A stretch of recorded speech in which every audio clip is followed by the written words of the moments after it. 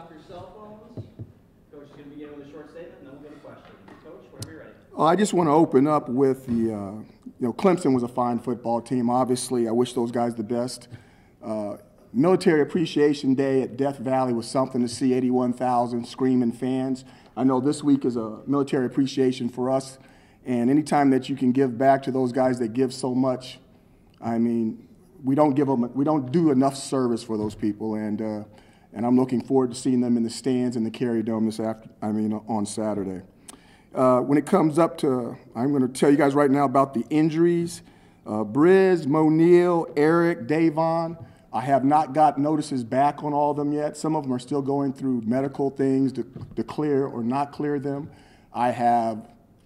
Outside of that, I have no idea what's going to happen with who's going to happen with all this stuff. So I've got to wait and see. So you can ask me 1,000 ways, and I'll refer back to the opening statements. So this is going to be fun, and let's get started. Questions for Coach?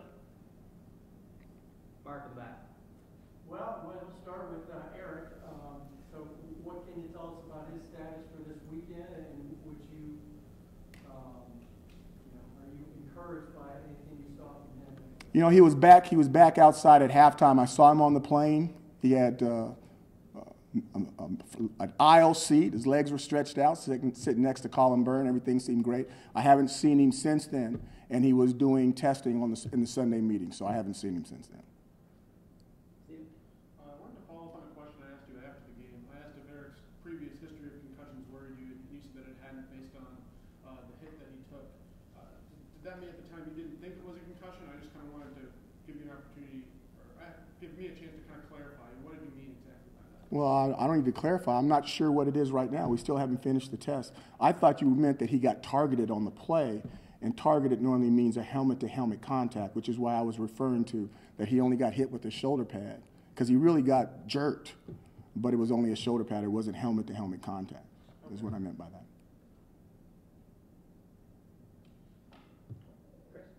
So this is a little off-base, so I apologize a little bit. But so you're a coach. You have kids from all walks of life that you're coaching here. I like this question. Yeah. We have an election tomorrow that's been very divisive. I like this question even more now. How do you deal with that? So the old saying is you don't talk politics at the dinner table. How, as a coach, have you handled it with these guys? Because I can imagine issues could theoretically pop up. Okay, we don't talk politics with the football team when you're a public servant and you're representing another organization, Syracuse University. I don't talk politics, okay? Now, all that being said, I'm going to get in trouble. I can still remember my middle school poli-sci teacher, okay? And she was trying to make sure that when we were growing up that we would all vote, all right? And got to get out and vote, got to get out and vote. And she would ask, I was in a certain type of neighborhood, and they were like, does your mom and dad vote? Well, some of us raise our hands, so, some of them do, some of them don't. And I'll never forget her saying, she says, it's really important that you exercise your right to vote. And then she went a step further that I've never heard, and I'm trying to think, I'm trying to think how old I am, 7th grade, 8th grade, maybe 13 or 14 years old. She said, if you're not going to vote, this is what she said, this is a teacher. I want to say her name was Mrs. Reynolds, I want to say that.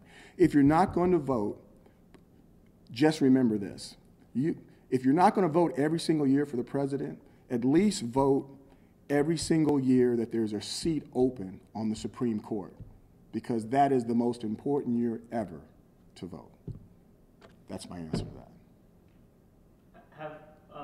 I imagine then you haven't had to address anything it hasn't caused any friction among your players. We don't talk about it. Okay. Questions? Stephen?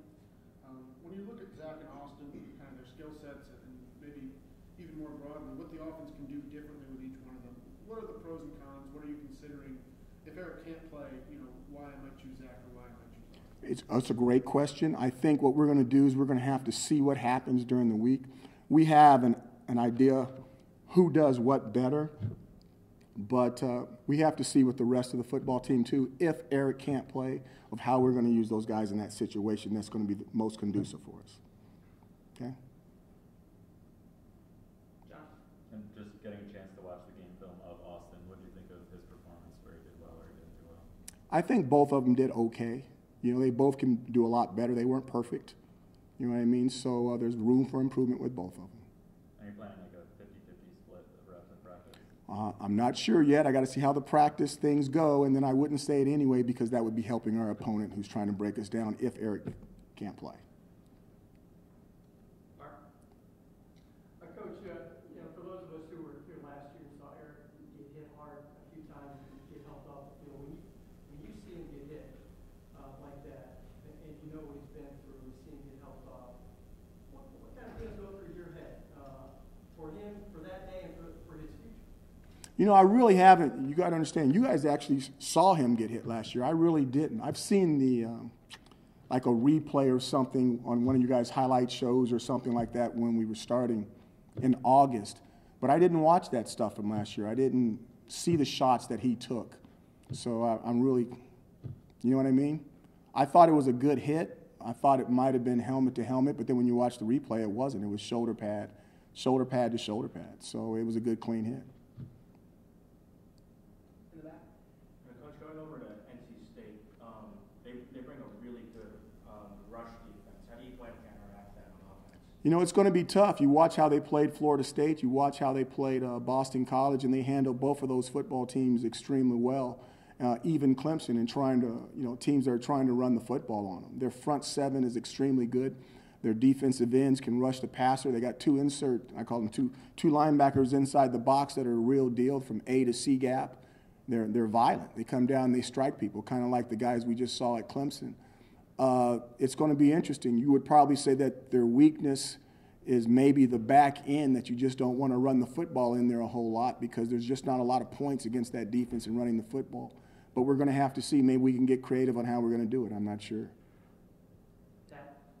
Coach, in playing NC State this weekend, what are the good things you see going in with your team and how you're going to play against them? I think the biggest thing is we're coming back to the Dome. It was amazing at Clemson.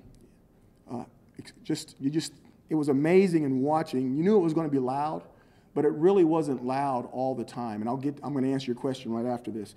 Where there was a steady noise level, and you would think that you could communicate with one another, and then right when that quarterback started to get underneath the center, or right when you started to get the ball, the level, I wish there was a decibel meter thing, the level just shot up immensely. And the communications right at the very last part was extremely, extremely difficult. And I think that that helped them.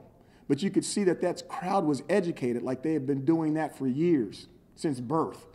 And if we can get some of that going on in the Carrier Dome, where we make it extremely difficult for those other offenses to not only be able to communicate on third down, but on second and first down, right when they're about to snap the ball, I think that's going to be a huge advantage. 2 out of our last 3 games are at home. I mean, we couldn't ask for a better schedule to try to get to a bowl game that we haven't been to in a very long time.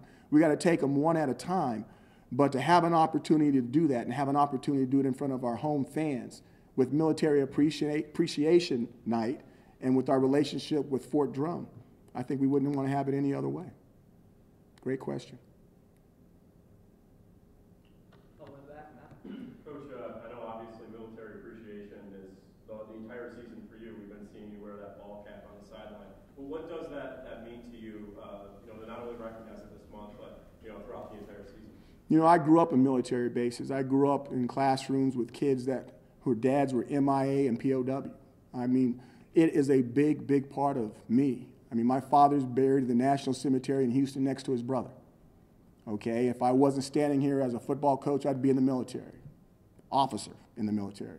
It's a big thing with me. It's always been a part of our family. And, anytime you get an opportunity to give back to the young men and the young women that serve, we need to do that. And I think that you need to respect them and give them all the respect they deserve. Because unless you've been there, you have no idea of what they've sacrificed and what their families have sacrificed. So many times you think the servicemen's in the military, their families are in the military as well. Just like a coach. A coach's families are part of that coaching tree, and they're in that family. It affects the entire family. So it's a big deal with me. And You know, I don't want to go too much further than that, but I'll just let it go like that. It is a big deal, and hopefully we'll put on a good performance for them. Thank you. Time for 2 more questions. Stephen? I want to ask you about one guy who did travel, one guy who didn't travel. Rex Culpepper. Why did you decide to bring him along for this trip? He kind of planning to redshirt, and then Jamal Custis. Why was he not available? What are your thoughts on him maybe redshirting as well? Custis is going to redshirt. And with Rex, anytime you get an opportunity to take a quarterback into a venue like that so that they can experience that, that's going to be big for his development down the road. That's what's our thoughts on that.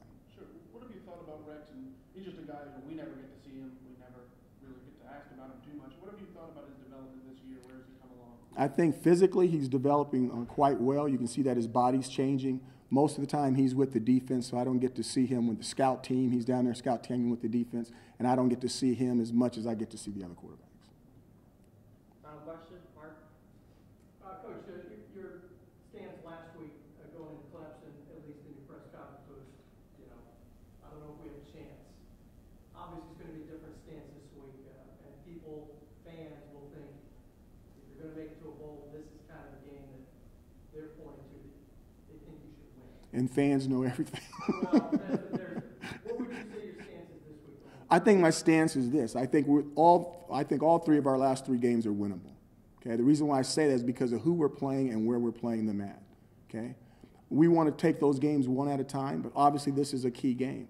I think that a lot of people thought that Wake Forest was a key game. Obviously that didn't go our way, and we had no chance versus Virginia Tech, and it did go our way. So I think when you try to lock in what's a W and what's an L, I think that's not fair, especially when it comes to the game of football. Because as we all know, one team can run out there and 4 plays later, when a very special individual goes down, the whole team can change. So don't get locked in on that part. I think we've got 2 out of our next 3 games at home. Anytime you're playing at home, you have a huge advantage, and we've got to make sure that advantage is true by filling that place up and making it very difficult for the other teams to communicate from an offensive standpoint when we're playing here at home in Syracuse. Okay? Thanks very much, Coach. Thank you.